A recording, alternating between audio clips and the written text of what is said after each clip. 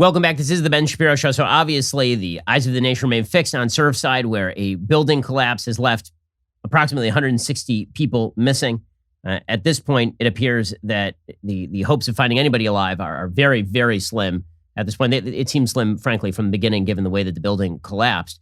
Joining us on the line to discuss is Jimmy Petronas. He's the Chief Financial Officer and State Fire Marshal for the state of Florida and a member of Florida's cabinet. He oversees the Department of Financial Services as well as the urban search and rescue teams for the entire state. Jimmy, thanks so much for joining the show. Really appreciate it. Thanks, Ben. Appreciate all you do. So why don't we start with just the update from Surfside? I know that there's talk of hope remaining for the possibility that maybe there's a pocket in which people are still living, but that hope has to be waning at this point. So we're into day 7. There's as many resources on the ground here working on a 1-acre site as there was working for the entirety of Hurricane Michael, which was a Cat 5 storm that hit 12 counties in Northwest Florida. Totally different battle rhythm. The men and women here, they're not used to working elbow to elbow. One task force might, but all 8 of them are working elbow to elbow on a 1-acre site. So the emotions and the passion that they've got is inspiring. I tell people that it's a common question, does this change to recovery instead of rescue?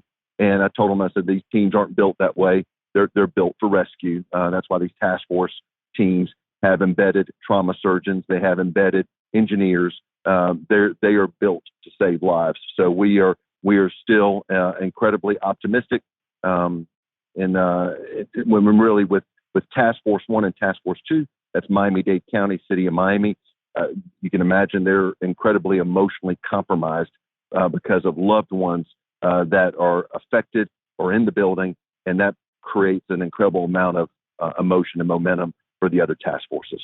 So, Jimmy, obviously, there's obviously been a lot of questions on social media about why does this stuff move so slowly, and that obviously is because none of us in sort of the civilian population really understand how this sort of stuff works. We just see a big pile of stuff, and we're like, why can't they just go remove all the stuff? So maybe you can walk us through some of the obstacles that are faced by the rescue teams in going through the debris.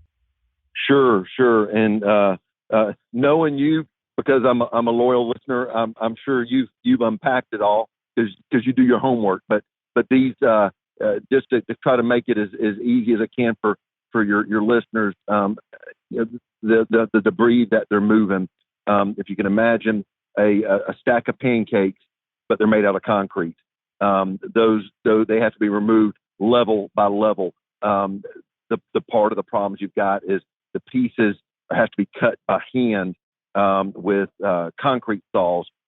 But here's another challenge: the concrete saws that they're used to being used, maybe 20 minutes at once, or maybe 10 minutes at once. These things are running hours at a time. So the type of effort and the battle rhythm is more intense that's ever been seen in the history of the state of Florida. So you know what? We're overnighting equipment. We're not going to allow these guys to do without the equipment. Earlier today, as they worked through the night, they were actually able to build a ramp in order to get heavy equipment down on scene, as opposed to working from the outer edges. That equipment only has so much of an extension to be able to do their job. But now, as you've been able to build a ramp to get in, you can actually move some of these pieces. You can move some of these pieces that could weigh 25,000 pounds, where they would have to have been cut down to 10,000 pounds by hand in order for the crane to do it, just because of just simple physics. It's extraordinarily challenging there. And then, which also adds to complications, there was some sort of video released by Miami Fire Rescue today that I thought was very helpful. We've been very protective over the videos are being released simply because of the sensitive nature. But so much of this is being done by hand with buckets. We are having to sort through personal effects, debris, anything that could potentially be of an attachment to a family member. I was talking to one of the first responders who found a birthday card with butterflies on it. That card is being saved. That's the type of sensitivity that these men and women are doing, at the same time working at a breakneck speed to save lives. So, Jimmy, from what direction are the rescuers working? Are they working from underneath, from the sides, from the top? How many layers of the of the concrete have they gotten through? If we're talking about 12 stories that collapsed, how many layers are they through at this point? So I have not gotten the update from today of what floor they're on. As of yesterday, they had gotten down to the 9th floor. We're talking about a 12-story building. Part of the challenge has been is the way the building. I'm sure y'all seen how the building fell, but that center column that fell first, and then the last column that fell. So one is on top of the other. So that adds some challenges. The other is you've got a building that is structurally compromised that is still standing. An enormous amount of the debris that is pushed up against that building right now. The engineers feel like that is kind of a safety blanket. There's a 40-foot buffer all around the base of the building that they're staying away from.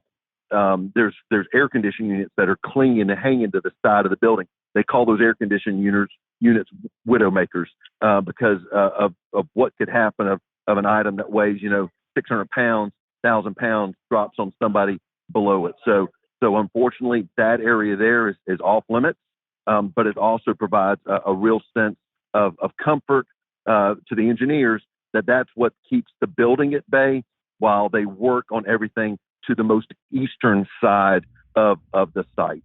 So, Jimmy, final question for you. What is the actual timeline of being able to get through all this stuff? We've been going at this for a week at this point, and as you mentioned, as of yesterday, they were through floor 9. So what is the actual timeline on the full excavation of the site? So these guys are going to get into a battle rhythm as they have been. They are going to, as they hit boots on the ground, there's a series of steps they can anticipate are going to have to be taken in order to continue to get to the next floor. Unfortunately, this is what is so challenging about it. Water is both good and bad. Rain is both good and bad. Whenever fire strikes, it essentially shuts down the site. That loses incredibly valuable time because now you're moving a mission to putting out a fire so you can continue the life-saving mission. In addition, when you dump water onto the site from fire hoses, that adds hundreds and hundreds of pounds of weight to the system that ultimately has to be pumped out. You can't control Mother Nature. We've got some weather systems. It's almost rained every single day. So all that also changes what can be the kind of the expectation. They're usually good about, as we were kind of just gauging it, about they can get to a floor about once every 2 days. But now you put a 200-ton crane on site more intimately into the rubble. Now you are able to speed up that timeline. So really the time they can be finished is a little bit of a moving target. The other concern you get is they want to get to the debris field that is up against the building because it's their mission. Unfortunately, they can't deal with that unless they can secure the building that's standing. It's almost impossible to do that without some type of either a removal or demolition of the building that's standing because it is so incredibly unstable. So, Jimmy, I wanted to ask you also a little bit about the source of the collapse. Obviously, this is the big question. A lot of people are worrying, living in high rises on the coast because there are tons of them. It's Miami. About the structural safety of their buildings. It seems like there are some complicating factors with this particular building. There have been some reports of structural unsoundness going back years. It now appears that the HOA is sometimes happens had been putting off major spends on structural support. Is the going theory right now that this was a sinkhole due to natural conditions, or that this was failure to do the necessary upkeep at the bottom of the building to maintain the structural integrity, or that this was just a flawed original build? So there are earnest efforts taking place right now between like the mayor earlier this week. He has taken every document that condo has ever mentioned and is having it all pulled, scanned, and put in a public place. So anybody that wants to look, whatever the city has on file regarding that building, inspections, permits, you name it, it's available for review. The county has instituted and Dade County is different. Dade County already had an ordinance in place that any building at 40 years has to have a mandatory building inspection to make sure the stability and health of the building. So this building was built in the early 1980s. It was on that threshold of where it needed to have its inspections. And then the county has the ability to basically force these buildings to make these type of inspections depending on if they needed to be condemned or not. So the county, what I thought was smart, they went ahead and did an emergency order and are forcing inspections of all buildings that are anywhere remotely near that. So that is taking place right now to try to give some comfort to those that are concerned. But as we found out yesterday, day before yesterday, the local state attorney is convening a grand jury. They're not going to take any chances to make sure that people can get to the bottom of the answers. And if somebody needs to be held accountable, that they'll be held accountable. Jimmy Petronis, Chief Financial Officer, State Fire Marshal, really appreciate your time. And of course, good luck and best wishes. And thank you to everybody who's working on this crisis. It obviously is a tragedy of horrific proportions, and people who are working in dangerous conditions to attempt to both uncover what happened and alleviate it. We're really grateful to everybody doing that. Ben, if I can hold you for one more second, just because the first responders here, the 400 of them here, they don't listen to the news right now. They don't listen to the radio. But what they do is they call home, and their family members listen to your show. And I just want to share with you, to them, to get back, because they call home and they check with their wives. They are the most amazing superheroes I've ever seen in my entire life. And I'm so honored to be a citizen of the state of Florida. I'm so in awe of their determination and passion to do everything possible to save lives. And you know what? Their moms and dads and their spouses at home should be very proud. Jimmy agreed, and really appreciate your time and theirs as well. Thank you so much. I hope you enjoyed that clip from The Ben Shapiro Show. If you did, go ahead and hit that subscribe button so you stay up to date with all our future content.